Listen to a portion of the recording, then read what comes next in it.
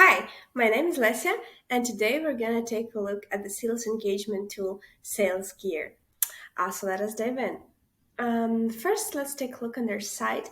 And what I found interesting here is that they offer free outbound growth strategy consultation, which is an interesting thing to do when you are a new company that's trying to build your own clientele and you offer a service for free. So you already give value to people for free. That can, of course, be a magnet to some smaller companies with less income and things like this, but still those companies have a potential to grow. So this is, if you have the resources to do it, to offer something for free to your customers, then I think it's a good idea.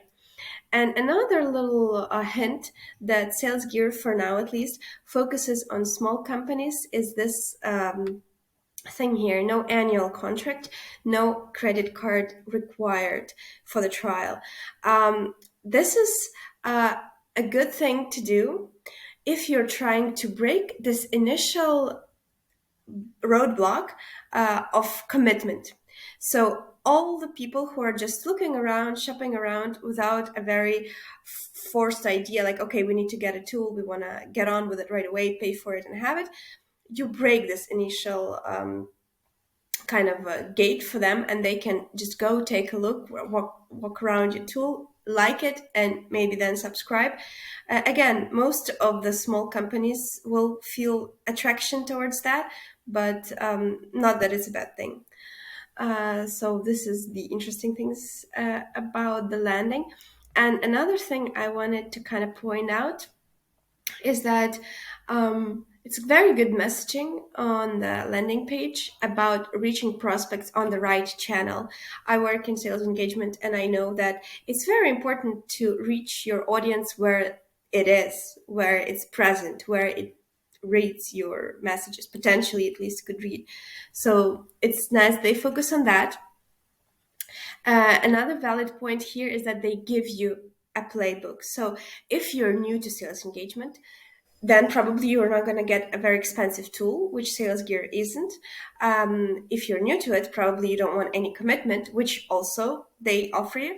And then if you're new, probably you will want some help of what to do, how to build your strategy, what channels to use, what to write, and things like this. And the fact that they put it out there on their landing that, hey, we're also giving you a way to start with your sequencing is a very good idea for their audience. Because if it was a mature audience that already have their own playbooks, then this would be less of a value. But altogether, looking at what they're hinting at, what audience they're interested in, this is definitely a good idea. And here is also a very nice message because of the meetings. For most sales teams and SDR teams, meeting is the criteria. Let's say for the SDR teams, meeting is a criteria of success. If you booked a meeting with a potential customer, with a lead, you did your job well. And then if you're sales, then it's also about the outcome of the meeting, of course. But in the sales world, to have already a booked meeting with a lead is a halfway there, really. So it's good that they point it out, they put it out there, because it's like a trigger word for people in sales, like, yeah, that's what I need. I need to convert inbound signups into meetings. So it resonates very well, again, with their audience. But that's pretty much it of what I was going to talk from the side. And now let's check out the platform. What I really liked here is the variables for sender. If you have a little bit of a bigger sales team or SDR team, you will definitely want to have some kind of template, but at the same time, you want to be able to insert your calendar, your URL, or the phone number so they can reach you. And having the variables not only for the lead, but also for the sender makes it all easier and really nicer. So this was pretty useful. I found it a very good idea. And also, here you have this option, which is kind of a writing assistant. This writing assistant is not available for trial. It's only available on a pro plan. Uh, but this is a good idea to offer a service for extra money. This is good. But if I was in charge of this in Salesgear, I would still let people have it on trial. But when the trial ends, it disappears, and if you want to keep having it, then you upgrade to the higher tier. I'm pretty sure this writing assistant would be something interesting, but the conversion rate would be higher, according to me, if people got to try it first before they considered, upgrading for the pro plan for that. Okay, and yet another thing in the sequencing of sales gear that I liked is interact with the post as a LinkedIn step. I think that this is a very smart and good step generally for your outreach, and it's nice that they have it because people are vain. And definitely, if you want to get across to them, if you want to be noticed, you should interact with the stuff they post because this is their manifestation. The posts I do on LinkedIn manifest me. If someone likes it, shares it, or comments on it, I automatically feel good about this person. I automatically have a bit more interest in them just because it's human, and most people have it that way. So this interact with the post is a very good idea, according to me. But all in all, it's a bit more manual. The LinkedIn integration is not at all automated, so the idea is great, but kind of the realization is so. Could be better. Could be tighter integration with LinkedIn. The thing that I didn't like as much is the analytics, mainly because you don't get a nice breakdown step by step. So if you have a sequence of, for instance, 7 steps, you might want to know which of the steps converted best, which of the steps was most useful, whatever hit the audience the best. So here you don't have a possibility to kind of break it down step by step, which is not perfect. Also, there is no statistics in this. There is no analytics in the sequence reports or sequence analytics concerning tasks and calls again as well. And LinkedIn tasks are an important part of the sequence as well. So not being able to get any analytics on that is also not ideal. Another thing here is that all these categories are more or less understood, but the only one that is not widespread and that is not common is failed. And I, as a user, right now I'm just a user of Salesgear, I don't understand what's failed. So what does it mean? In what context does this contact fail? Because we have bounds, so that's not it. So this is just like a word out there. If you're using some specific terms to your product, which is not something bad, of course, you should give some hint, like an explanation. How do you define who's failed? Because for now, this is the mystery category for me, and I have no idea what it entails and what should I do with this. Should I re-engage them, or should I consider them not suitable anymore? That is the question that is left. And another thing that I wanted to point out in this analytics is that they have the replies and the reply rate, I believe. Yeah, the replies.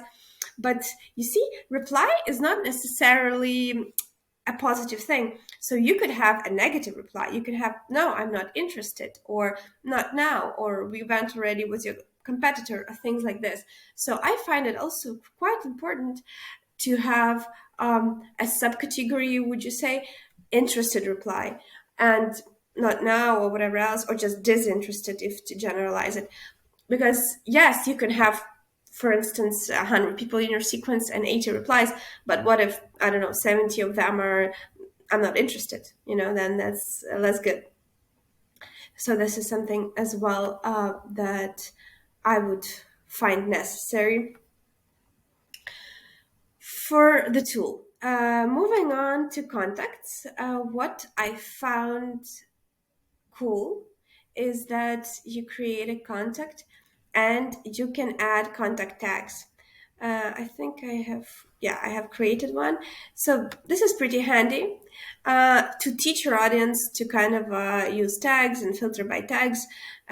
This can be really, really useful, and especially because SalesGear doesn't have custom statuses.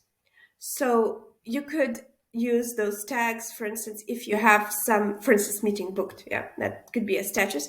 So SalesGear doesn't have it. SalesGear doesn't let you create a custom status. So at least you could use a tag.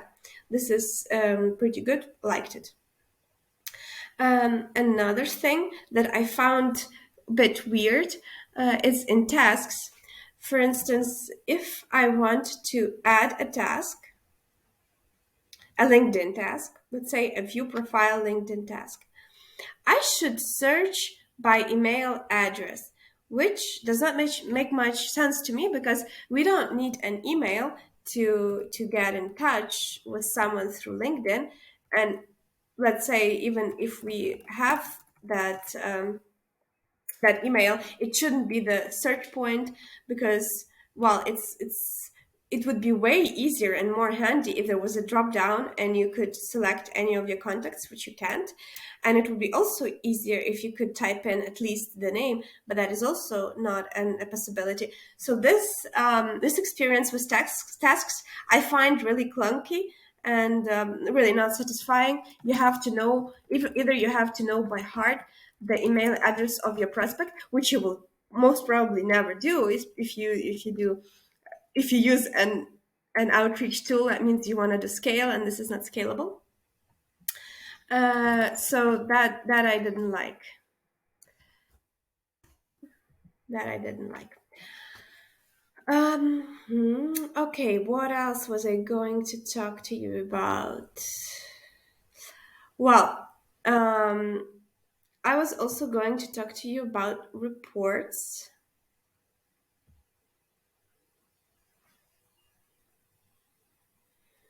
Okay, it already disappeared.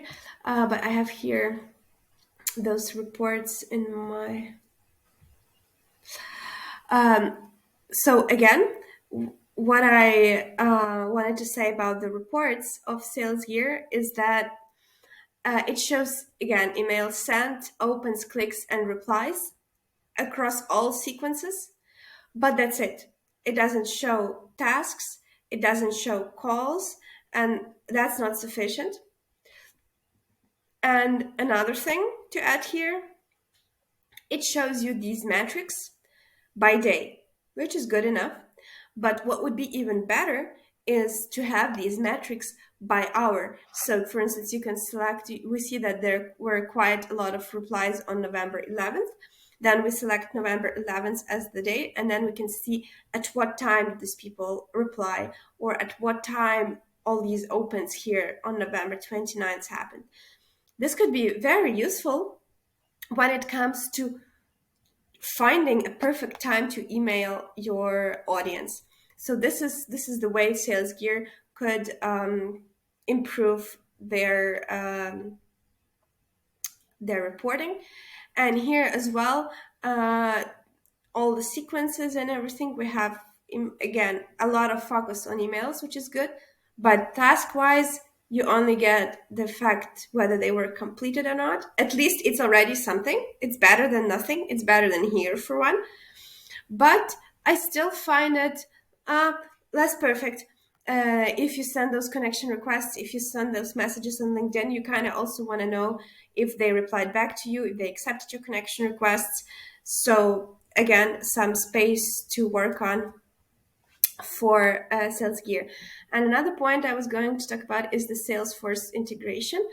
Let's go and see it in the product itself. I gotta move myself a bit. Oh no, here it is. So as for the Salesforce integration,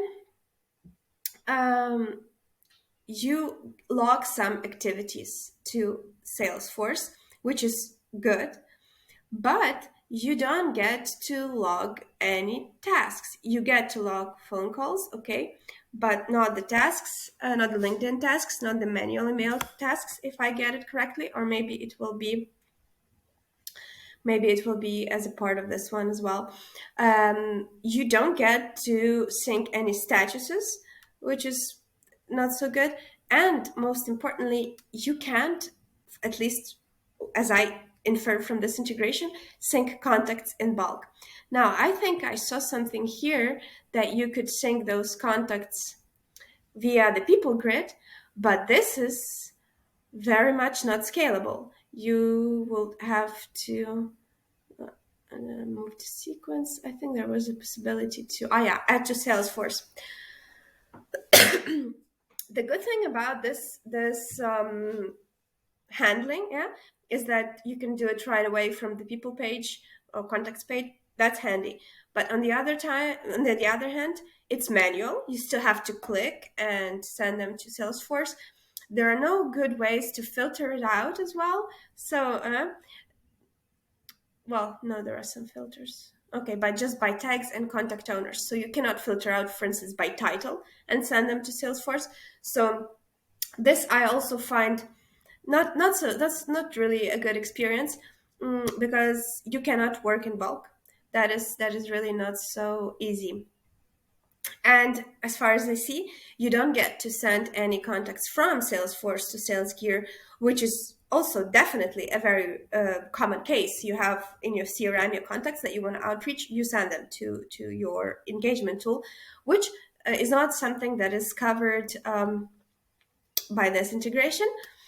Well, and also if you have an owner, I don't think there could be any owner mapping here. What also is missing, according to me, is the field mapping. For the contacts, yeah, which fields you want to map with which on the Salesforce side. For now, it's unclear to me. Well, and contact filters, as we saw, there are only two by tags and by contact owner, which is not too many. So you can't really filter out well which contacts to send to Salesforce. And yeah, so I would say that the Salesforce integration needs a lot of work. But there are also other integrations here, which are even worse, honestly, according to me.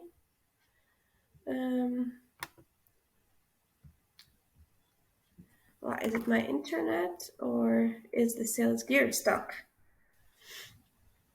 Okay. So I see that, for instance, I have the opportunity to have an integration with HubSpot. How does it work? I clicked here on the little plugin thing that they offer, and I think, yeah, there it is. So this is what I have installed, and that's it. That was the end of my experience. So it says here installed, and I had absolutely no idea how this has anything to do with HubSpot. I was checking like the settings, the feed. By the feed I like, by the way. This is a good thing. I like that you are able to see what's happening. But was the end. So I installed it, and what's next? Where is my integration? Only then did I realize that I have to go to HubSpot, and in my HubSpot account there was this integration, but again, it was completely counterintuitive. There was no information here whatsoever that you have to go to HubSpot and this integration actually works only from HubSpot or anything. So I was just sitting like this. Okay, how do I use this integration? What can I do with this integration? Only then did I find it, and I'm going to show you, because no, it's really not bad, this way of integrating. So what they actually have is that once you installed this little plugin thing that I showed you, you get here inside the HubSpot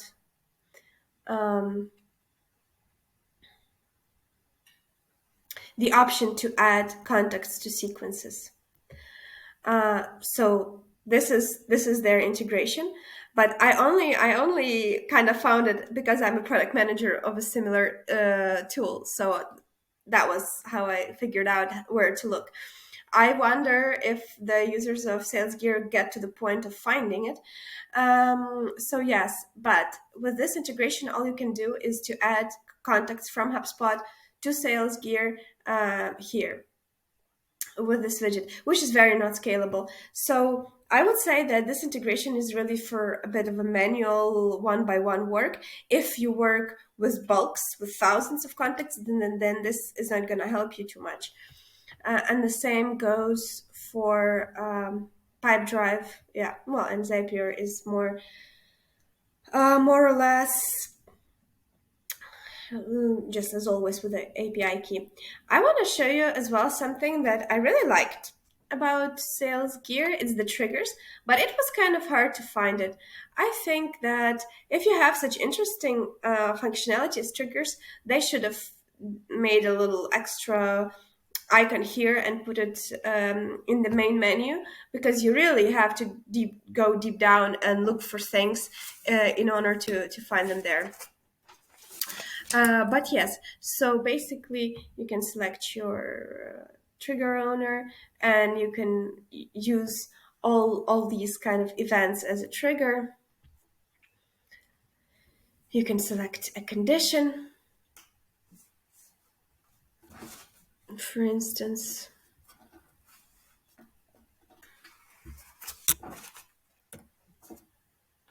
And then you can select an action.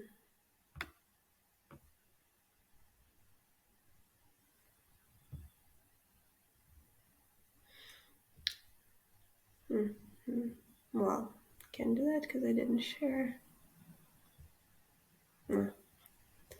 Let's see.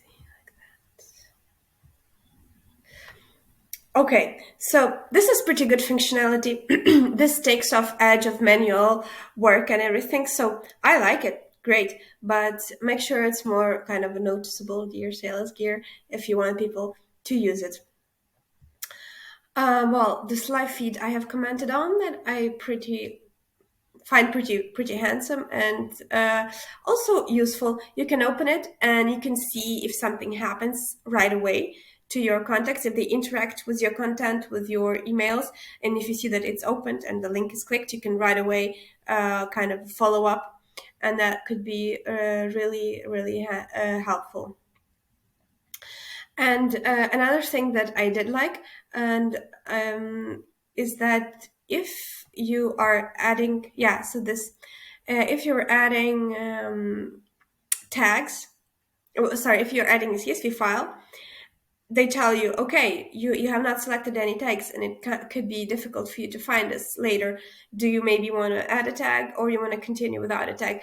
I find it very useful to kind of warn your customers on beforehand what could happen if they skip something. So this is pretty cool that they give you an understanding what your choices might lead you to, and that you might use tags for easier use. So that is pretty cool, I believe. So yes, this is pretty much it. Pricing wise, I also wanted to take a look what they offer here. So they have a free kind of a version forever, which is yet another magnet for these low income companies, small companies. They need to kickstart it. And it could be really a magnet for those ones. And some percentage of them will grow, and maybe they will be loyal to them. So this could be a strategy. Here we see that the prices are pretty liberal, and you can select monthly or annually, which is also a big deal for those smaller companies. And the most interesting kind of thing about it is that the most kind of important selling point of the Pro plan is priority support and dedicated account manager.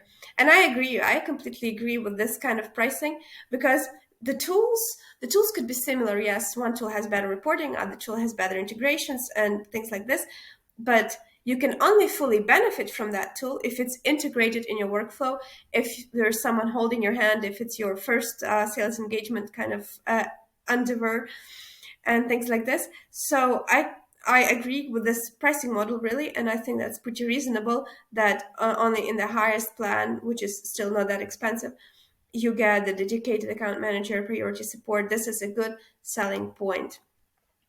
And as for the reviews, there aren't many. The company is pretty young. So I searched the web a bit for the reviews, and as well, the point was mentioned that the support is great and excellent. This is definitely important because it's all about implementation and the benefits you get. And you will only get enough benefits if you kind of worked it through, fit in your workflow, and yes, tool by itself won't bring you any benefit. Well, also says it's user friendly. Yes, I could agree with that. It was pretty easy to navigate. Um, yeah, here the guy mentioned the same thing that I said. There is no drop down and there is no opportunity to search by name. Everywhere on the platform, you can only search by email address, which, yeah, which is not useful at all because you have to remember things that are long and anyhow, not really handy. Um, yeah, again, the support is mentioned, straightforward to use. Agreed. And see, apparently they have some public roadmap that I didn't find, and people say that they have feature on the way. So kind of as a starting point, I think it's pretty good, but there are still ways to improve the tool. Yeah, and again, here someone agrees with me that the integration front needs some support, but people are overall satisfied, I guess, because of the free forever option, because of the free playbooks and things like this. So overall, the reviews are positive. Well, that's it. That's what I was going to talk to you about concerning Sales Gear. Hope that was interesting for you, and thanks for your attention.